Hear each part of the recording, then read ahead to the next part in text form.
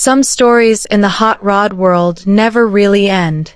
They just get retold, argument by argument, forum thread by forum thread, until the truth and the legend become impossible to separate. That's exactly what happened between Boyd Coddington and Chip Foose, two names that, for a while, were spoken together so often that people forgot they were ever two separate men with two separate ambitions. One built an empire out of billet aluminum and California sunshine. The other built a career out of a pencil, a sketch pad, and an eye for proportion most people spend a lifetime trying to develop. For nearly a decade they worked side by side, and together they produced some of the most photographed, most awarded, most imitated hot rods of the era. Then it fell apart.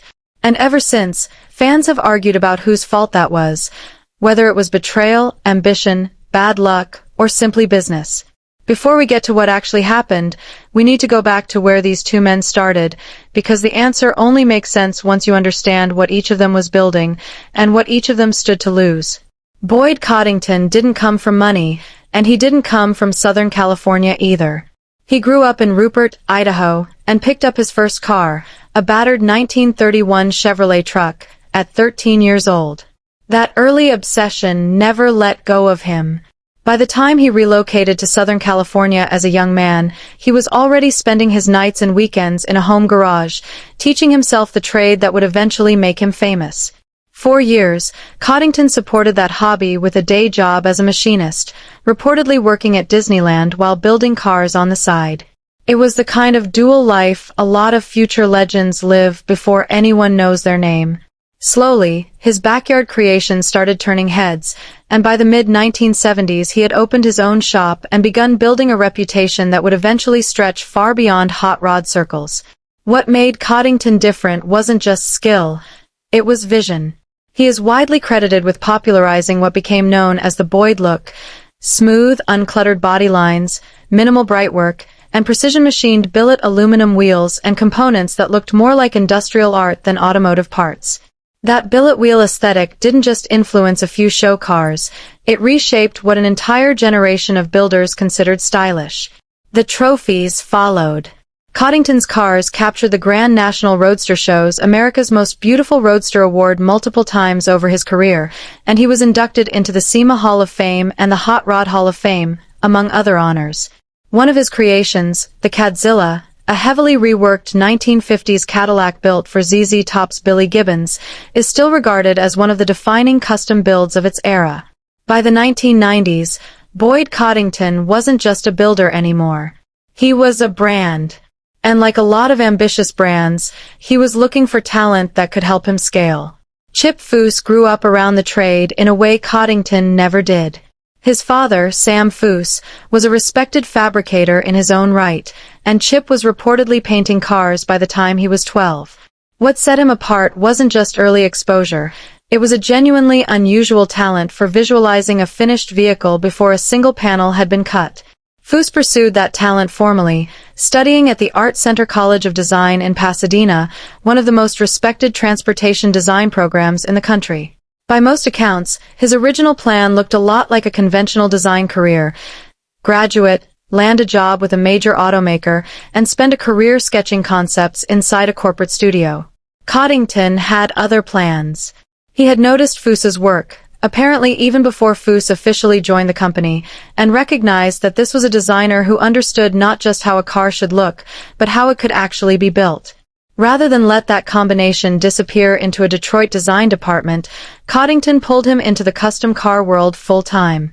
According to Foose's own recollections in later interviews, he began working full-time for Coddington's operation, Hot Rods by Boyd, around 1993.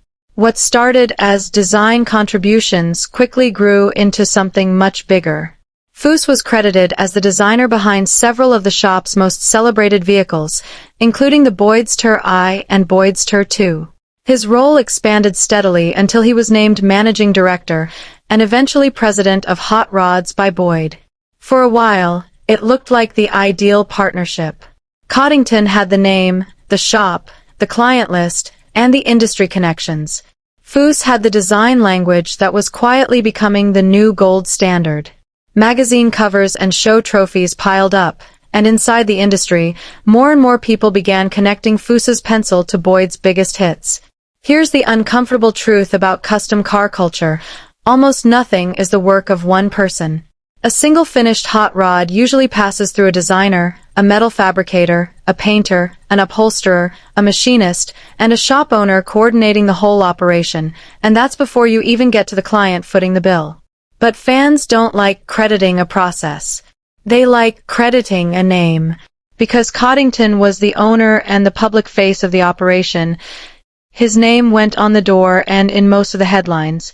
But because Foose's sketches were increasingly recognizable, and because industry insiders knew he was behind many of the shop's standout designs, a natural tension started to build around the question of authorship. It's a tension that shows up in plenty of creative industries. Who deserves credit? The person whose name is on the building, or the person whose hand actually drew the thing everyone's applauding? That question never got a clean answer, and it didn't need to for the relationship to keep functioning, at least for a while. What changed everything wasn't a dispute over credit. It was money. By the back half of the 1990s, Boyd Coddington's operation had grown well beyond a single fabrication shop.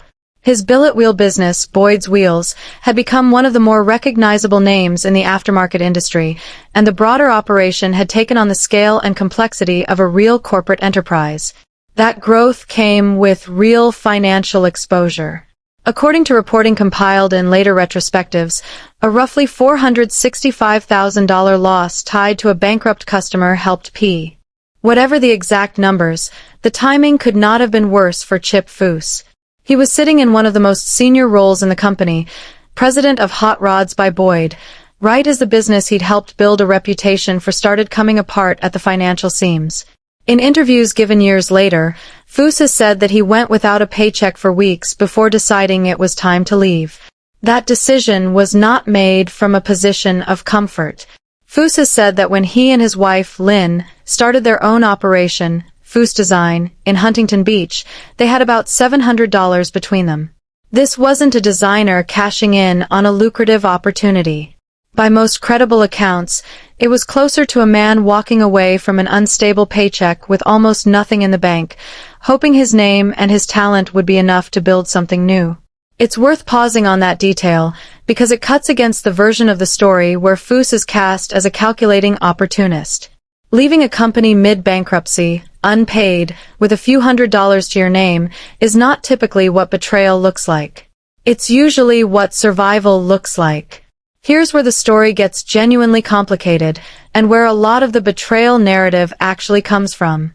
As Foose Design grew, a number of people who had previously worked for Coddington ended up working with Foose. In an industry as small and interconnected as high-end custom car building, that kind of movement isn't unusual on its own. Skilled fabricators, painters, and machinists routinely move between shops over the course of a career. But because both men were public figures, and because the timing lined up so closely with Coddington's financial collapse, those departures read very differently depending on who you asked.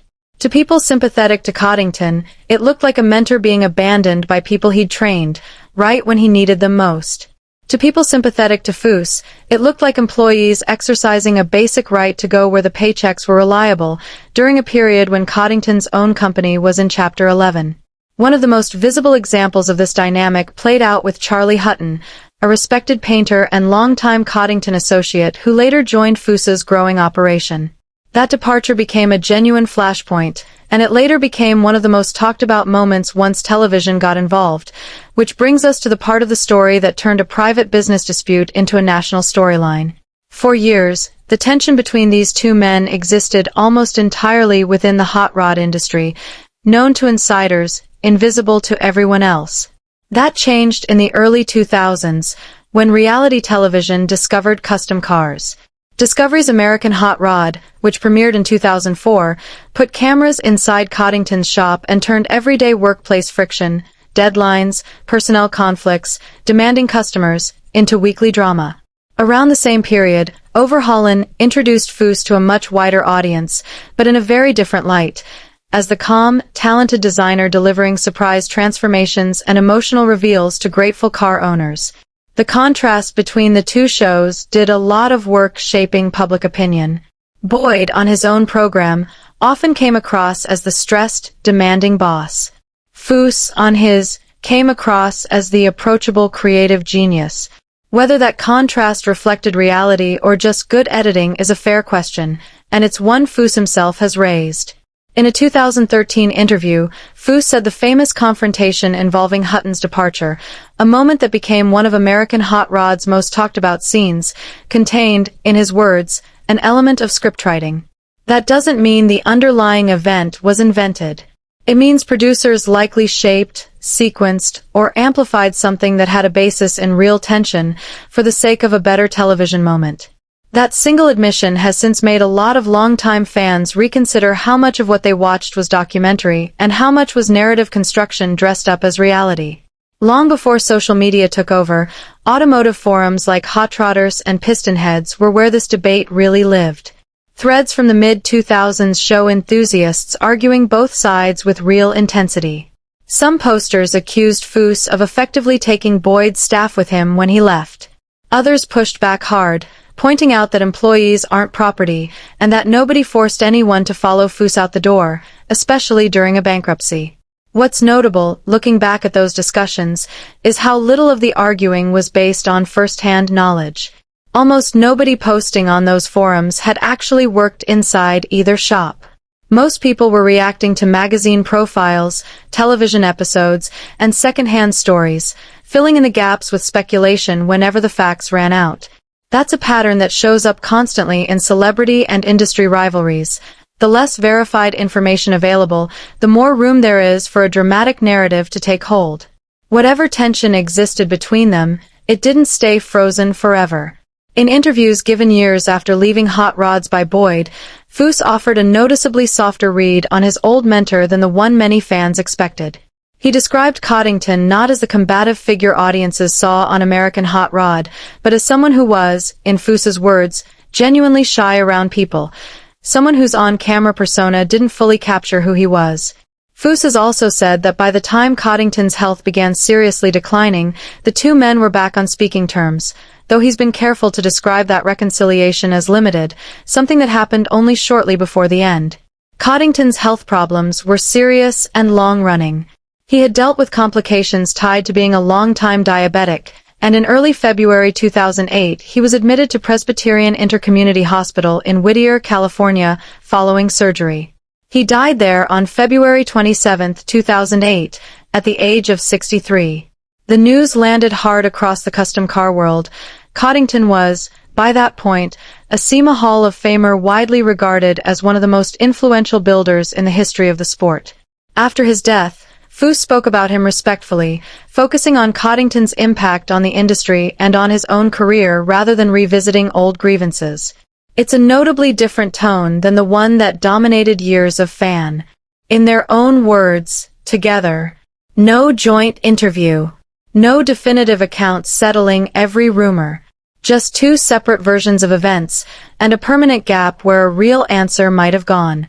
Strip away the reality TV editing and the forum speculation, and here's what's actually documented. Boyd Coddington gave a young designer an opportunity most people in his position would never have received, and that designer repaid it with years of work that helped define the company's most celebrated era. Then the company went bankrupt, the designer went unpaid for weeks, and he left to start his own business with almost nothing in his pocket. Some former coworkers eventually joined him. Television turned the fallout into a rivalry storyline because rivalry storylines get ratings.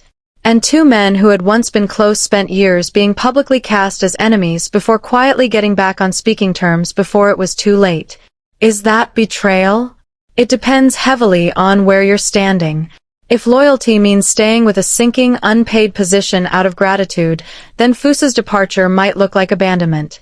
If loyalty has limits once a company stops paying you and enters bankruptcy, then his decision looks like ordinary self-preservation, the same decision plenty of skilled professionals would make in his position. What's not supported by the actual record is a more dramatic version of this story, the idea that Foose deliberately sabotaged Coddington's business or set out to poach his mentor's staff to build a rival empire.